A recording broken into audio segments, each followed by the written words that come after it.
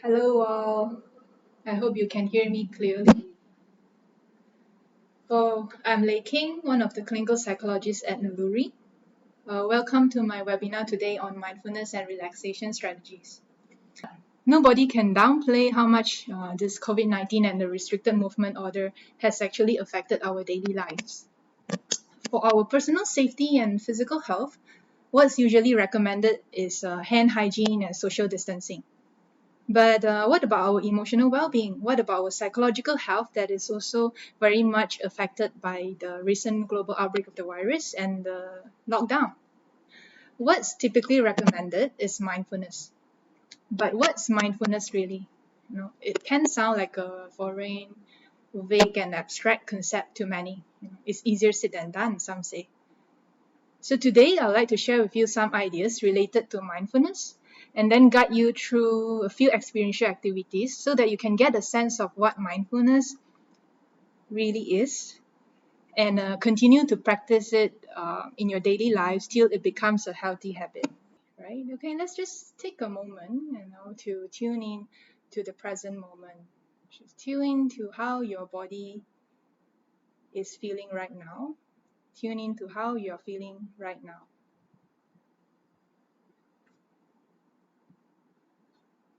Are you feeling okay? Are you feeling a little panicky? Maybe a bit numb? If you're feeling any of these unpleasant feelings, you're not alone, right? It's the 13th day of our movement control order. Most of us have deviated from our usual routine due to the need to stay home. And yet, there's still a threat to personal safety. If we try to adjust and still create a routine and continue on with our daily lives, we may feel okay, until we switch on the news again and see that the numbers of infection and death continue to increase. Anxiety and worries may return. Usually when we don't feel too great, we may distract ourselves with social activities. Or for some of us here whose hobbies actually involve outdoor activities, we may engage in these outdoor activities and then keep our mind away from the anxiety. However, all of these are not actually possible right now. For some, who try to connect with their faraway family members and friends, may actually feel more lonely and may feel the sense of isolation even more. So for those who are staying with family members, boundaries are blurred. As everyone, you're seeing the same faces every day. All of us are staying in a really confined space all the time. There's really very little space and time for yourself and just for yourself. Well, not to mention the financial concerns, as these emergency measures to curb the transmission of virus are creating the economic recession. So all of these changes, we have an impact on our daily lives. It contribute to unpleasant feelings and tension in our interpersonal relationship with others. It all calls for adjustment and adaptation. But how, to be exact, nobody can really tell us, as even the scientists, the government, the experts, they are still researching and learning about the virus and its impact.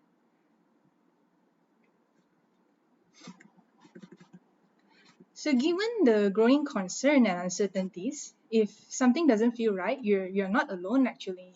It's really a natural response to the current situation. And what can actually help us at this moment, right?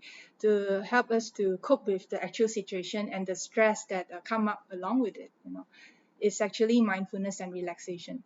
Because if stress gets too overwhelming, right, we are already suffering before we caught on with the actual infection. So take, for example, if we are feeling too indifferent, we are likely to still go through our daily lives without taking necessary safety precautions. Or we may be neglecting how our body and ourselves are feeling during this difficult time, and as a result, not taking good care of ourselves. If we are feeling too panicky and excessively worried all the time, you are likely to be thinking about the worst.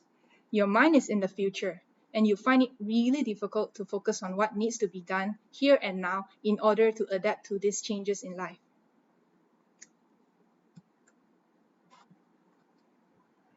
But what exactly is mindfulness, right?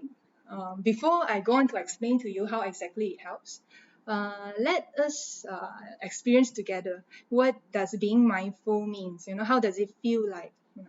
For the next few minutes, I'd like to invite you to just take the next few moments to go through this grounding through your feet activity with me. If you're ready, you could be standing, you could be sitting, but preferably on your bare feet. Just lie your feet flat on the ground. Well, the challenges here now is when you're sensing threat or feeling the challenges, we are always trying to leave. We're always trying to move around to solve all the problems that aren't actually here right now. The threat is out there, but not here. Not in this moment, not in this room. When we are spiraling out of control, when we dive into these black holes of thoughts, just take a moment to come back to our body, to our feet. Let's just breathe with awareness. This will give us ground to meet present moment experience, to be less anxious and more prepared to respond. You may close your eyes if you like. Make sure that your toes are nice and wide. While you are breathing, gently bring your attention from the thinking mind and notice what it feels like for the feet to be pressed up against the earth. Noticing if there's any texture, temperature, sensation that might be here on your feet, your toes, your heel, the sole of your feet. Continue on breathing and spend a few moments in stillness and silences.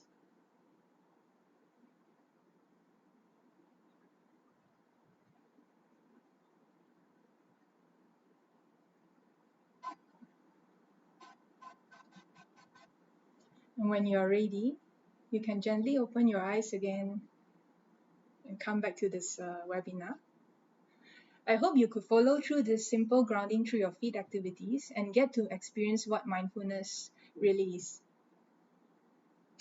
It's really just a simple act of paying attention, bringing your awareness and gently noticing what is going on in the present.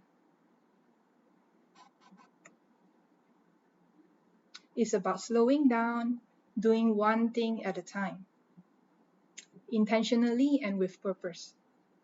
And while doing that, we aren't actually complaining, criticizing, or judging the experience. Instead, we welcome any experience, any thoughts, any feelings that come to us. We are open, and these feelings, thoughts, and sensation will just come and then go. All we are doing is really just observing.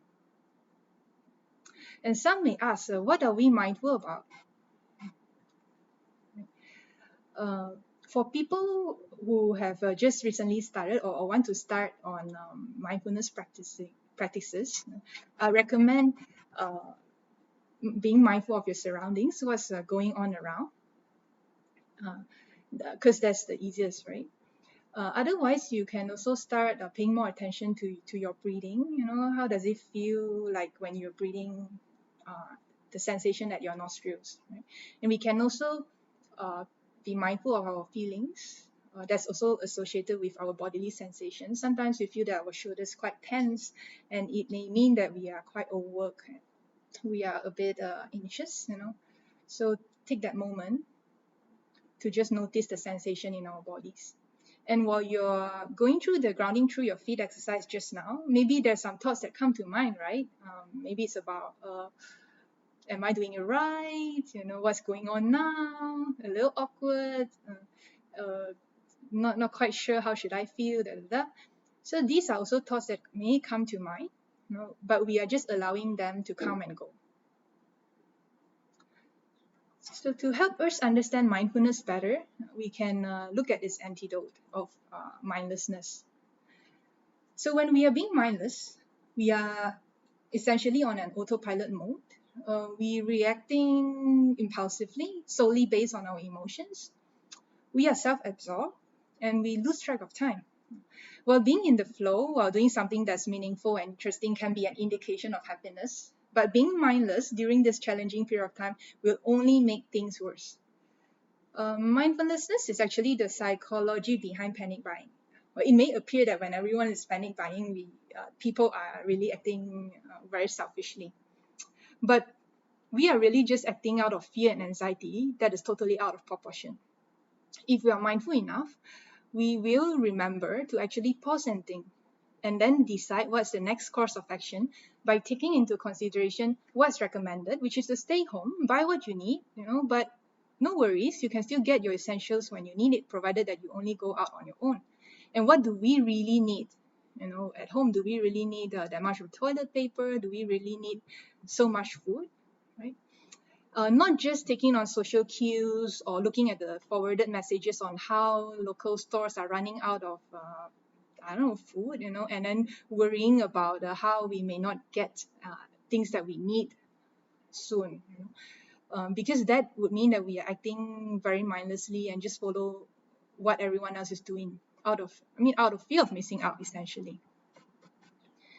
And being mindless is also exactly why we are excessively exposed to bad news. We can get updated by just watching the news once or twice a day, relying on one or two credible sources. But instead, if we keep scrolling down our newsfeed, reading again and again from multiple sources, maybe sometimes about the same news, instead of feeling worried once and then take a break to regain calmness, we keep getting updates sometimes about the same thing, like I said, same thing repeatedly from multiple sources. And what we end up doing is ruminating about what's going to happen, and we are constantly worried. So how can being mindful actually help? Of course, it's not a cure or solution to all the problems, but it is actually a very proactive approach that allows us to regain some control over thoughts and emotions that's running wild.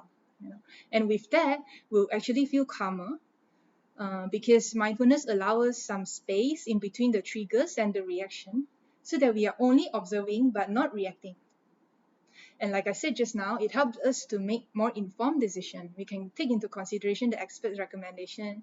We can think about what does it mean by self-care and still care for others amidst of this very troubling, anxiety-provoking situation with lots of conflicting messages and sometimes fake news about what to do. Right? And because we don't live in a vacuum, in a cave, nor as a hermit, when we feel something, especially anxiety, can be contagious, and we may make others around us feel anxious too. And it will easily create tension with people around us. So being mindful of our own feelings and manage it, can help us to relate to others in a less negative way.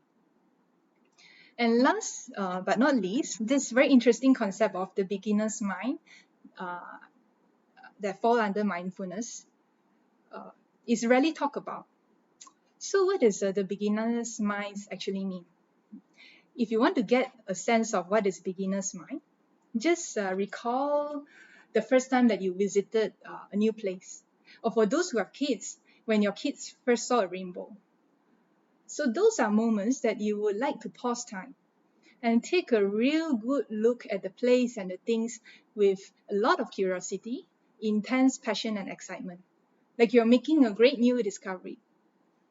Of course, there's nothing to be excited about the pandemic. But the beginner's mind is especially useful now because it allows us to live more flexibly and creatively in this limiting and uncertain situation. It's not really about taking control by doing more of what we are already doing or what we usually do, right? Because we have to change, we have to adapt now. It's about looking for alternatives. So what is the different way of dealing with this situation? What are the other options?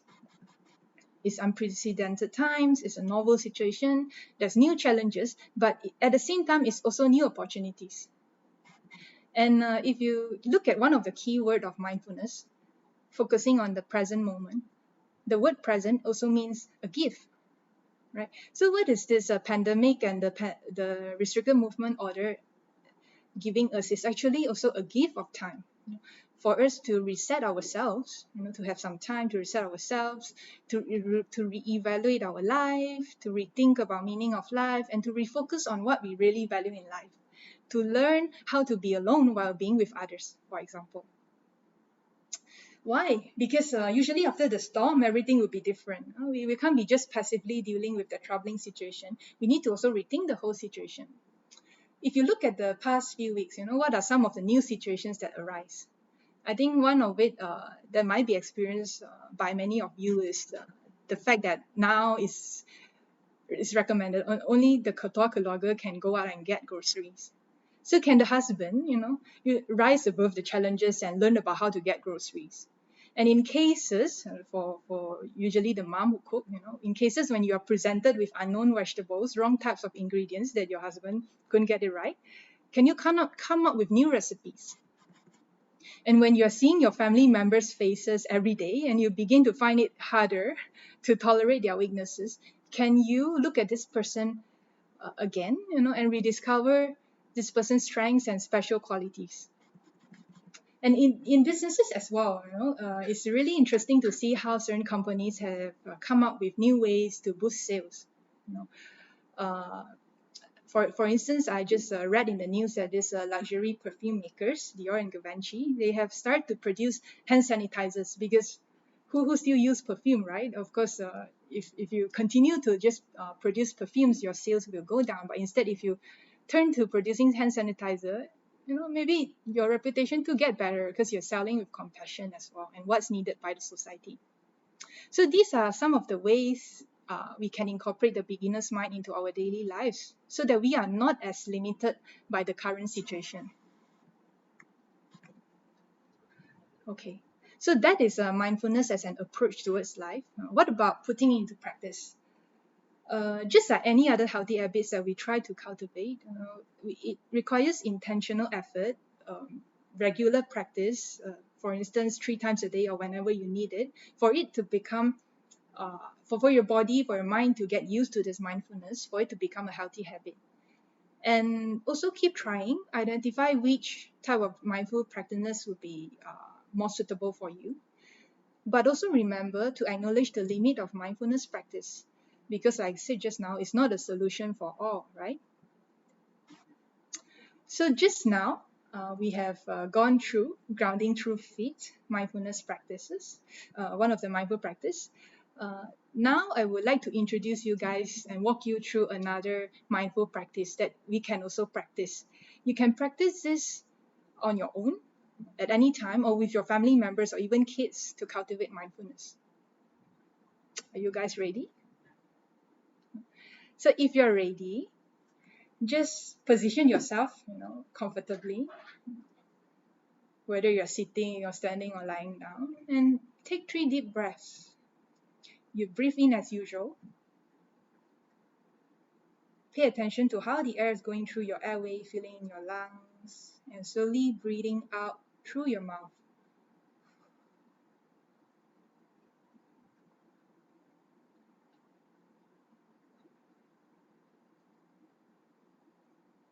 One last deep breath.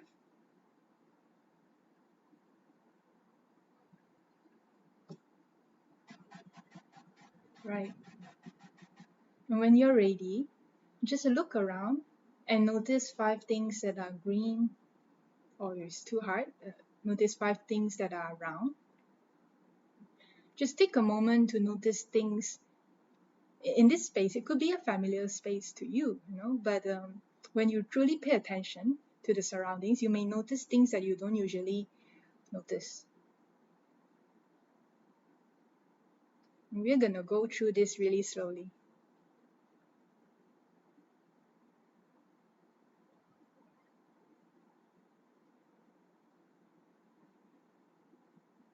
And next, bring your awareness to 4 things that come into contact with your skin.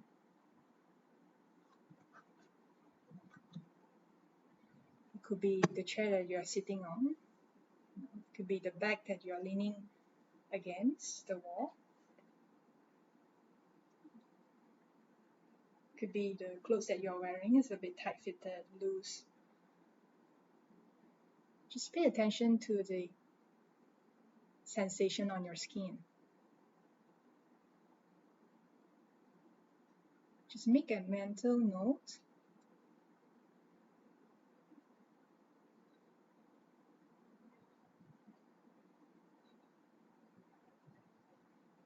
Yep. And next, notice three things that you can hear, three sounds that you can hear.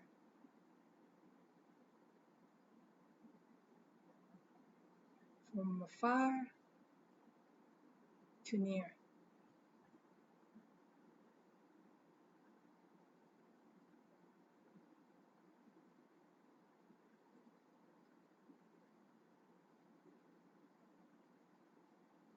And next, let's pay attention to two things that you can smell.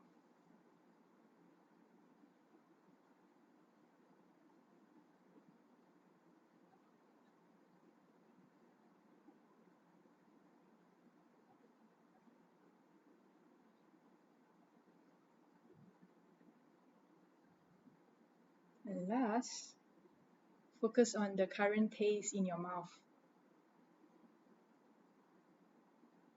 If you're eating something, you can taste the texture. If you're not, the taste of your saliva. So again, take a moment to notice these sensations. So for instance, for someone who is a bit worked up, they experience this muscle tension on the shoulder, right? Yes, it is an indication of maybe overworking or anxiety. So just by noticing it can give you enough distance from the sensation and to take some deep breaths and find an outlet that soothes, calms, or even just interrupt the anxiety. So some may question, oh, this mindfulness exercise seems quite self-centered, right? What if I'm worried about someone else that I don't know what to do now? This far away family members and say even healthcare workers. I want to show them kindness. Right?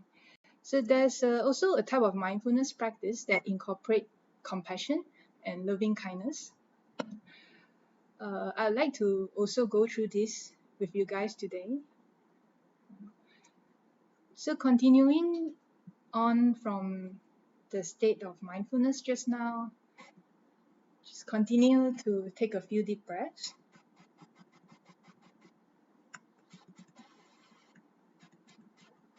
Right. So when you're ready, say the following statements to yourself and truly reflect on what is the meaning behind the statements. May I be filled with loving kindness. May I take good care of myself and safe from internal and external dangers. Be well in my body and my mind.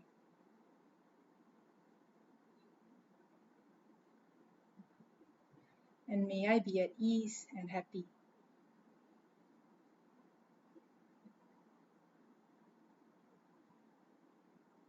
And now, think of a person in your life that you love. If you are not quite sure, then we can send our best wishes to the frontline healthcare workers. We can imagine this individual imagine this individual as you say these statements, and say these statements again, replacing I with you. So may you be filled with loving kindness. Do stay safe, take good care of yourself, safe from inner and outer dangers. May you be well in body and mind. May you be at ease and with peace.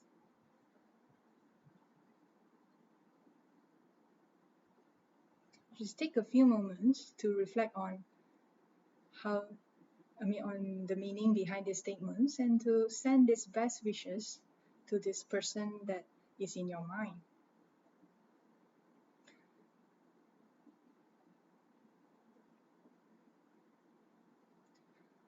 Okay, so if being mindful is a little bit too difficult for you, there's also other ways to cope with stresses, with this relaxation techniques. If you're on Naluri app, we have a module that's specifically for relaxation skills, and you can go through it. Deep breathing exercise, progressive muscle relaxation. But remember, relaxation is not something that you can attain just by this professional recommended relaxation skills. Sometimes in your daily life, for instance, people who do yoga, people who pray regularly, people who meditate, and simply sometimes listening to soft music, bubble bath, all of this can help bring relaxation. And if you're asking, uh, what is the takeaway for kids? I have kids, how do I help them to calm down? So I'll take this opportunity to also demonstrate one deep breathing exercise that's very suitable for the kids. But of course, don't tell them that this deep breathing exercise is quite boring to them. Instead, we can say, let's pretend to be playing bubble blowing, right? So you can breathe in as usual with your kids, and then pretend that you're blowing this bubble as you're breathing out. Bigger bubble, and it pops. And we're going to start all over again. Breathe in, big bubble pops. So repeat this as much as you can, add some fun, get your kids to calm down. It's a good time to bond as well.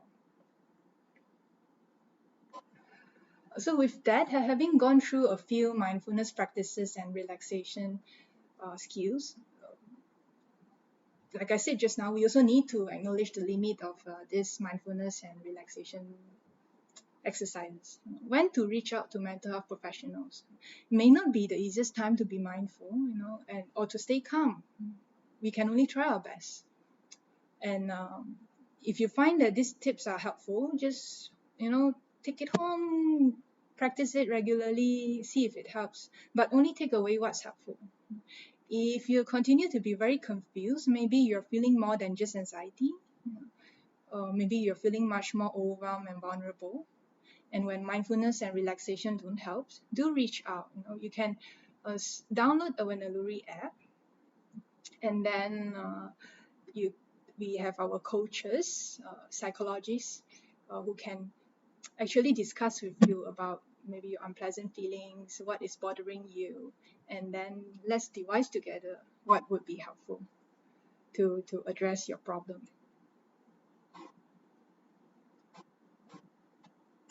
Right?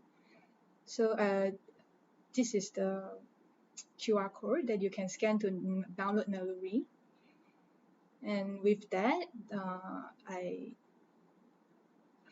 that is all for what I want to share with you guys, and I would be happy to answer a few questions. Just one thing though, when the psychologists go on to a public forum or webinar, it's actually quite difficult for us to address some of the questions, because while you're asking me one question, there's no way to clarify things. What you have communicated and what I have in mind can be very different. If I ask you to think about a tree, which tree comes to mind? It could be a mango tree, papaya tree, the tree at your grandparents' house. So we may not have the same trees in our mind. So we cannot do mind reading, and we don't want to make too many assumptions.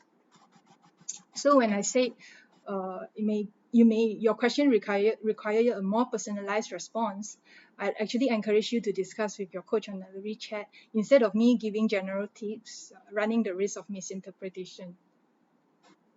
And with that, I'll end my presentation, and let's see, what do you guys have for me?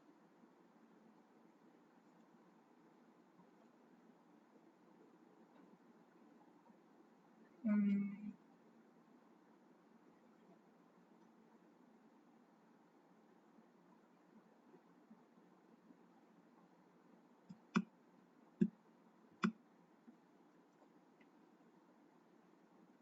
So hi everyone.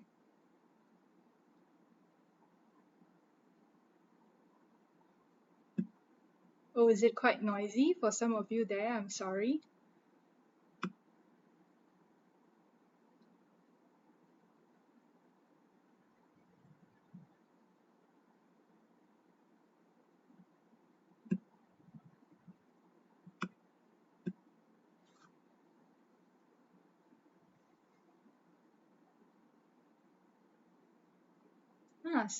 So I just got a question from Poon Kim, right?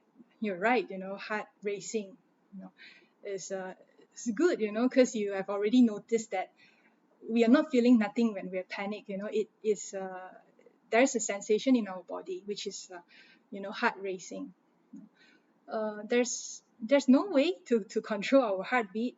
At least we don't have direct control because it does take a while for us to calm down, few deep breaths, and then our heartbeat will slow down. So if you're trying to practice mindfulness, all you need to do is to sit down, be comfortable, right? And notice how your heart is beating fast. Let's not resist it. There's no need to slow down, because the more you say that to yourself, your heart won't listen.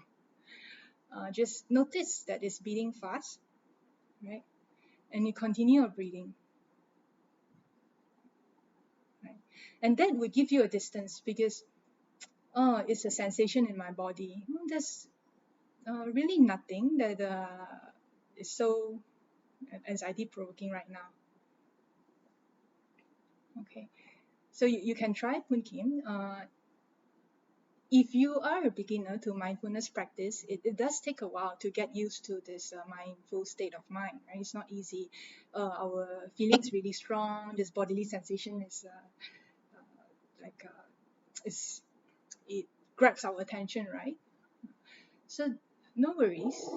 Just keep practicing. It does take a while for it to work. Okay. So how often should we be practicing these deep breathing exercises? So many of us would like to use it or do it only when we need it. That's actually not a good way to start with. The good way to start with is I recommend say three times a day. If you tend to forget, then you can pair up with your mealtime, right? Like for certain people, before mealtime they'll say prayers. So why not before mealtime you also engage in these deep breathing exercises, so that when you are practicing it regularly, you are not like you develop it as a habit. Your body and your mind get used to this state of relaxation. So in time of difficulties, when you need it the most, when you're desperate, it will come to you more easily. But if you're not used to this very relaxed state of mind, then when we are desperate, there's a crisis, it will be much harder to calm down. So yeah, just do it as frequently as you can. If you can't, at least three times a day. That would be the recommended uh, frequency.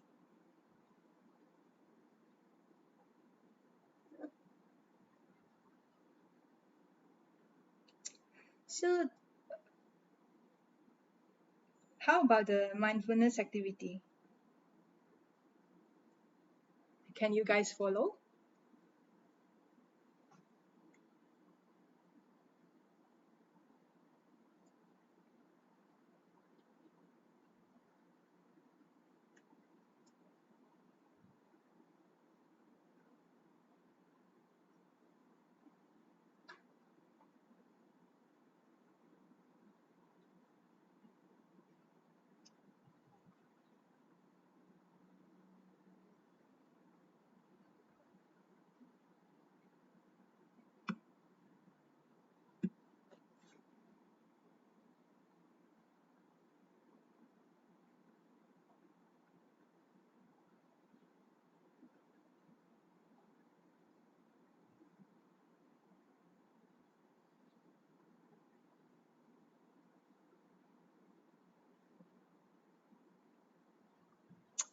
So I got a question from Azran, right, about advanced version of mindfulness. Haha. So yeah, progressive people, forward thinking, already preparing for a more advanced version. Not really. I don't think there's any advanced version of mindfulness because it's really about tuning into the present moment, right? And if you're asking me, if a person is much more mindful in comparison to a person who is less mindful, what would that mean? I think it's about how well you can, when you are distracted, you can redirect your attention back to the breathing or the sensation that you are trying to pay attention to. For instance, when you are trying to do mindful breathing, because breathing is boring, right? Of course, our mind is going to wander to somewhere else. What am I going to eat later? What am I going to do after the MCO, etc., etc., etc. And if we're mindful enough, we'll observe those thoughts and just let it pass, and we redirect our attention back to the breathing. Right? If a person is less mindful, we get carried away by those thoughts. Our mind wanders. So I suppose there's no advanced version of mindfulness in terms of practice.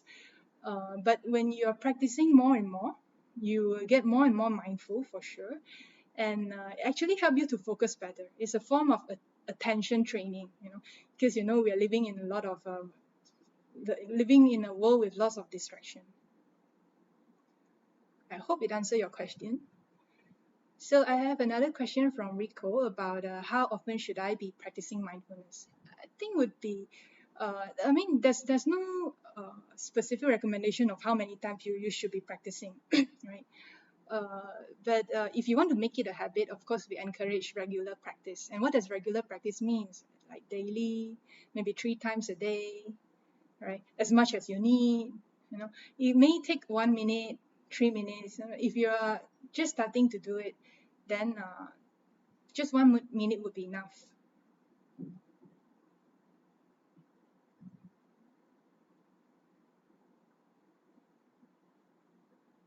Oh, so how do I know if my panicking or heart beating is too much, like more than naturally being stressed? I see. So I don't quite understand the question, but before any psychologist would recommend relaxation or mindfulness practice, we're pretty sure that this person has got no heart illness or any underlying medical condition, right? So their heart racing is more of a stress symptoms. So for you, I'm not sure. Do you have any underlying medical condition, right, or heart problems, right? So yeah. So be sure to get your medical checkup and rule it out.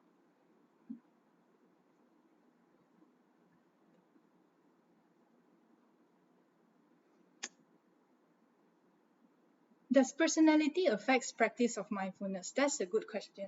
Never really thought of that before. But I think, I suppose, uh, may be harder for extrovert to practice mindfulness because mindfulness is a rather private practice, private experience, right? It requires you to tune in to your internal experience, right? If we are, I wouldn't say extroversion as a personality, but if we are more used to getting distracted, our focus is always on things that are happening, or maybe our mind is always in the future, it's always somewhere else scattered, it will naturally be harder. But again, like I said, it's a form of attention training.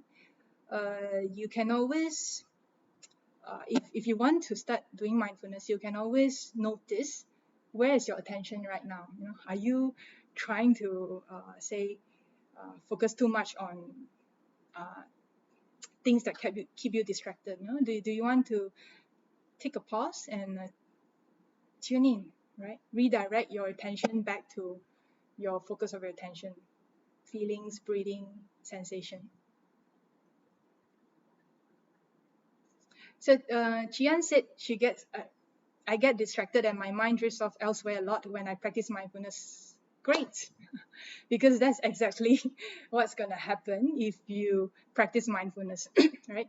It's not about focusing on one thing, because our mind is very wild, very creative. We always want to go out and pursue something else.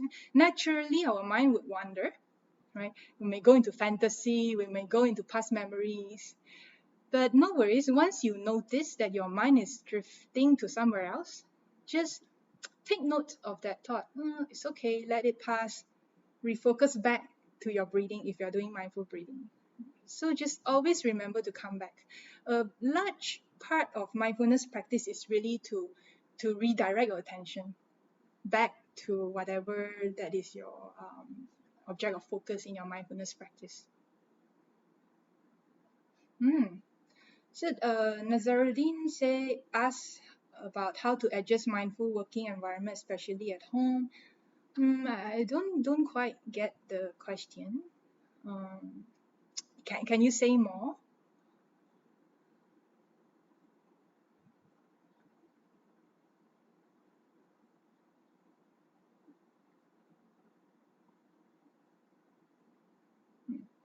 But let me guess. So if you're asking how to help you to be more mindful, right? I think maybe you're saying how to help you to focus better, because being mindful essentially means to focus better, right? It is to create a more distraction-free environment. So less noise, less tabs open on your browser. Um, yeah, so that helps you to focus better.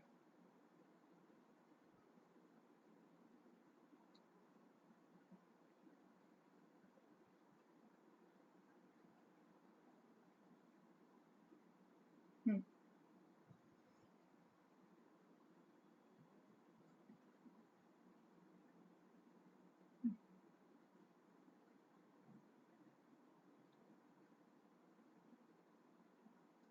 Oh, sorry, I might have missed out one question. Is mindfulness a form of meditation, or what's the difference between mindfulness and meditation?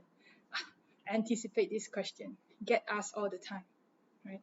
So if you want me to talk about what's the difference between mindfulness and meditation, it's too much debates, because different researchers, different people would define mindfulness and meditation slightly differently.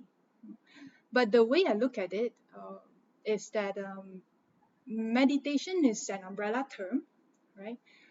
Uh, and mindfulness is one way to meditate. Mm, let's see. So when a person is meditating, usually the ultimate goal is to reach a intense concentration and consciousness, right? And to regulate your mind.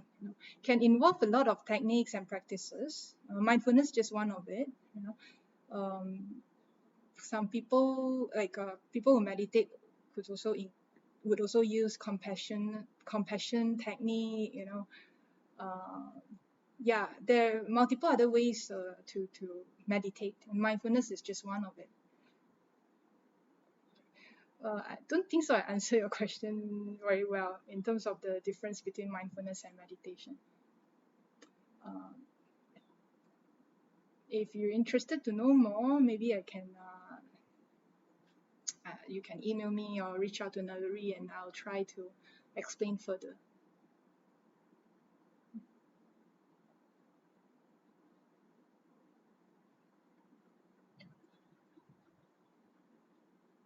Hmm.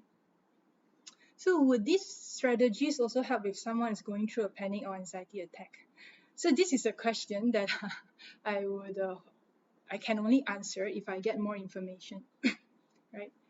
If a person is only dealing with panic attacks, only panic attacks, no, I mean, even panic and anxiety attacks is actually different. If you only have panic attacks, no anxiety attacks, there's no other comorbidities, right? Uh, when you are experiencing a panic attack, actually the evidence-based practice that you need to go through with your psychologist in therapy is really to do nothing. Let the panic come and go. But I don't want to hastily just answer this question. Do reach out. I think we need to clarify what exactly that this someone is going through. Is it a panic? Is it anxiety? Is it something more? Right. So any mindfulness exercise to help me sleep better? Yeah, I I mean, there's no specific one that say you can sleep better with this, but we have also other variation of mindfulness practice like body scan mindfulness practice, right? Because I'd rather say maybe relaxation exercise would help you sleep better. Because when we are mindful, it doesn't mean that we are relaxed. We are only noticing the sensation in our body, right? But if we are also allowing our body to relax, and then our body will relax, will at least try to relax. So mindfulness allow you to notice, maybe is there any pain, is there any discomfort, am I sleeping on a comfortable bed or not, is the light too bright. It helps you notice what's going on in you and in the surrounding, and then you can decide what to do to help you to sleep better.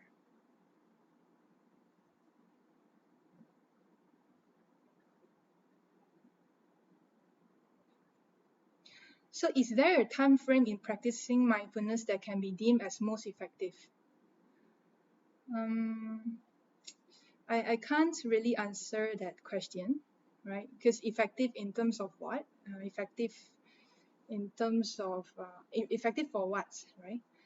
Uh, and indeed, there's lots of research. Some say it's 5 minutes, some say 15 minutes for different condition. So I can't really answer the question. And I would like to just maybe caution to everyone of using mindfulness to reach something, right? To attain something. Really, mindfulness is really just to give you some space between the triggers and the reaction. We are not trying to control anything, but surprisingly, it's about not controlling too much. It's about just noticing what's going on, right? And then that's all. And then naturally, you feel much more in control. So it's not about trying to achieve something.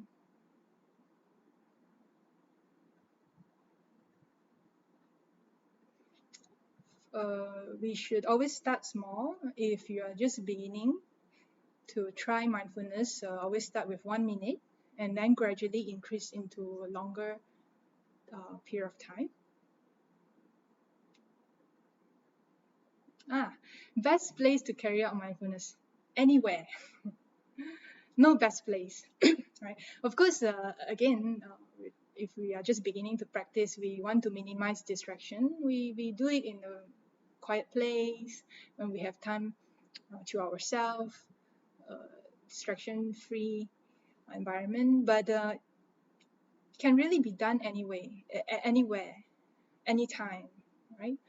Um, because it's about redirecting your attention in a certain way as to what's going on. Present is always ongoing.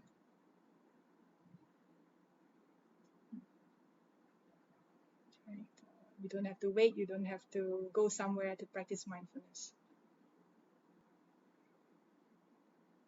Well, thank you for acknowledging my responses. I really appreciate that because I'm very much used to interaction, more interactive style of presentation. Thanks for acknowledging my response. Um, no problem at all. I mean, just reach out whenever you have any question. We are always here available to help answer some question, help you to deal with difficult times together. And I hope you do have some takeaway from our session today and try to be a bit more mindful, try to practice this mindfulness skills in days to come. And I'll see you another time. Bye.